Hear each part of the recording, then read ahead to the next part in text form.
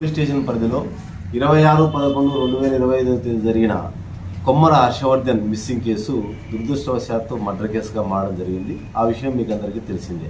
అయితే ఈ murder case ఆ అబ్బాయిని హర్షవర్ధన్ అనే అబ్బాయిని చంపింది సొంత మేనమామ ప్రసాద్.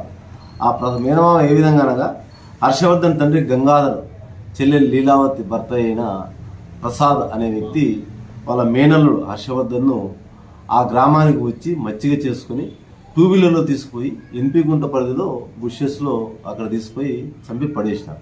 అయితే ఎస్పీ గారి ఆదేశాల మేరకు రూరల్ ఇన్స్పెక్టర్ నాగేంద్ర గారు మరియు తలుపుల ఎస్ఐ గారు మరియు సర్కిల్ ఎస్ఐస్ అంతా కలిసి దీన్ని చాలా శాస్త్రీయంగా క్షుణ్ణంగా నేరస్థలాన్ని అంతా పరిశీలించి దర్యాప్తు చేయడం జరిగింది. నేరస్థలంలో లభించిన ఆధారాల ప్రకారం మనకు ఇందులో పాల్గొన్నది అతని మేనమామ ప్రసాద్ అని తెలిసింది.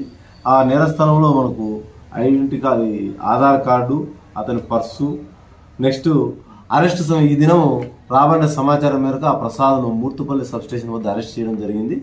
అరెస్ట్ క్రమంలో అతని ఒక 2 వీలర్ ఒకటి సీజ్ చేయడం జరిగింది, సెల్ ఫోను మరియు అతని బండిలో కూడా గ్లోజెస్ కూడా గుర్తించడం జరిగింది. అతని ఇంటరాగేషన్లో చెప్పిన అంశం ఏమనగా ముద్దాయి ప్రసాద్ కూడా కొడుకున్నాడు. సుమారు వయసు 10 సంవత్సరాలు, 7వ తరగతి చదువుతున్నాడు. అయితే ఆ అబ్బాయికి బ్లడ్ క్యాన్సర్ ఉంది. రీసెంట్గా బ్లడ్ క్యాన్సర్ బయటపడింది.